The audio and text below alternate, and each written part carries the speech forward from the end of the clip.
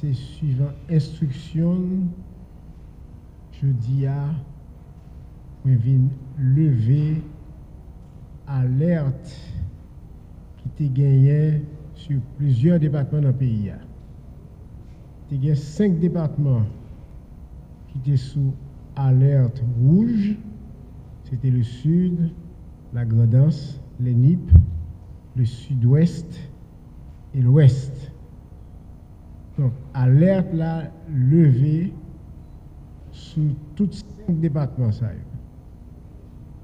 Il y a 2 départements tout qui ont gagné alerte orange.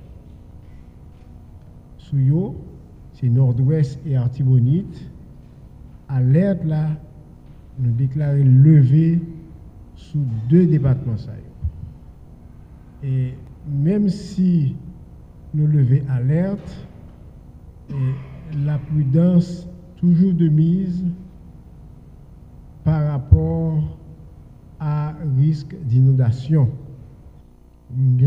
Pour principale mission, assurer le fonctionnement de toute l'école, assurer que l'activité pédagogique reprend, assurer que parents d'élèves, enseignants, directeurs d'école, si le monde reprend chemin l'école là, dans la communication dit, puisque alerte rouge, orange, qui était porté nous fermer l'école, ils ont levé, nous déclarer du coup que toute activité pédagogique yo ka reprendre. Déjà direction départementale d'éducation de l'Ouest t'a signalé ça, mais nous pourrons prendre une décision officielle.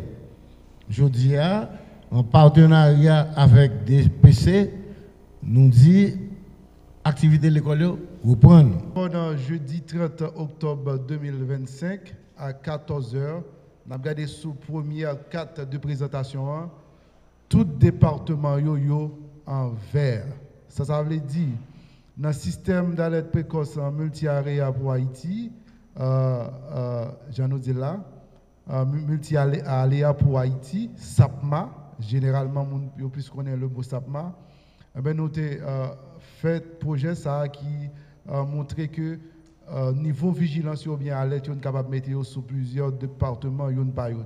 Maintenant, nous avons que ce n'est pas tout département qui est concerné par alerte, notamment le nord-est et le centre. Mais nous avons fait une alerte graduelle sur chaque département, une par une. Mais sous 4 ça, nous avons tout pays envers. Cela veut dire que Jean gouvernement se dit là, alerte la levée sous pays d'Haïti, ça veut dire pas de vigilance encore, c'est retour au vert. Et retour au vert, là veut dire c'est retour à la normale. Je vais répéter encore. Techniquement, lorsqu'on a tout département qui est en vert, les îles en vert, cela veut dire que pas de vigilance encore, nous retournons dans la normale. Mais ça ne veut dire pas bien la pluie. Ça ne veut dire que pas bien l'orage. Ça veut dire que ce n'est pas seulement cyclone qui baille activité la pluie. Maintenant, qui côté Mélissa actuellement? Il faut que nous disions que Mélissa a toujours été ouragan et ceci de catégorie 2. Actuellement, pendant qu'on a parlé sur le panel là, il y a près de 690 km à l'ouest-sud-ouest des Bermudes. Cela veut dire que l'ouragan Mélissa est très très très loin du pays d'Haïti. Cela veut dire que nous pas en bas influence ni menace système cyclonique ça. Mais nous connaissons que l'humidité qui est à l'arrière du système et instabilité, alors plus ou moins instable, a créé quelques activités la pluie isolées parfois sur quelques zones et notamment département sud-est, département NIP et l'ouest, gagne possibilité pour capable de recevoir activité la pluie au cours en fin d'après-midi et notamment en soirée. Ceci étant dit, tout le monde qui était dans la zone, il faut qu'il ait été vigilant, il faut qu'il ait été véatif parce que c'est important pour que nous connaissions que le fait que le sol est saturé, la pluie qui tombe est encore capable de créer des surprises, notamment inondation, glissement de terrain et puis ça nous déboulonnalité. Ce n'a pas comme bilan déplorer la mort 30 compatriotes nous déjà nous recensé 30 compatriotes nous qui mourent en pile là-dedans dans le département de l'Ouest, soit 23 dans le département de l'Ouest et l'autre dans Grandance avec dans le Sud-Est. Il y a 20 personnes jusqu'à présent qui ont cherché corps, nous pas joindre, ça les personnes disparues. Il y a 20 blessés déjà nous recensés.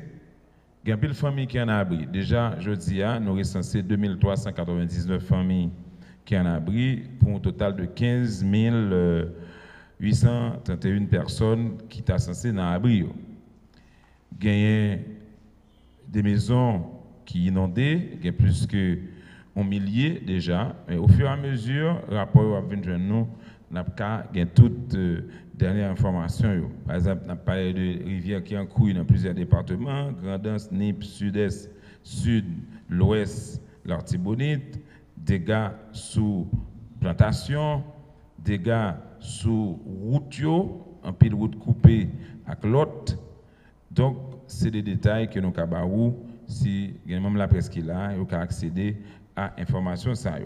Par rapport à mesures qui prend pour en termes d'intervention qui est déjà faite, sous leadership du Premier ministre, il y a une réunion qui a été faite hier dans la primature et par rapport à ça, nous avons fait déjà, il y a des mesures de renforcement qui te prend et le ministre de l'Intérieur a fait suivi. Et en termes de suivi, un peu de suivi fait. Par exemple, suivi pour transférer des moyens bail, petits guaves pour aider les familles qui sont victimes, li en cours et le ministère des Finances déjà transférer décision ça par le responsable départemental finance qui est lui-même de faire suivi pour que les familles joignent des moyens financiers pour faire enterrement et aussi pour aider dans les circonstances. Gagner sous zone sud, il y a des décisions qui sont prises pour accompagner les municipalités dans des moyens en carburant et aussi dans les moyens pour aider les gens qui sont en abri, ainsi que dans la zone Grandance. Il y a des décisions qui prennent par TPTC pour remettre alors route et Grandance Sud là pour mon cas passer la donne parce que il était déjà fermé ou du moins gros déboulonnage était dans zone rampe après Campérin t'es fait route là t'es coupé mais matin sous diligence MTPTC route ça li remettre en circulation. Donc, on peut passer la donne dans le sud pour aller Jérémy.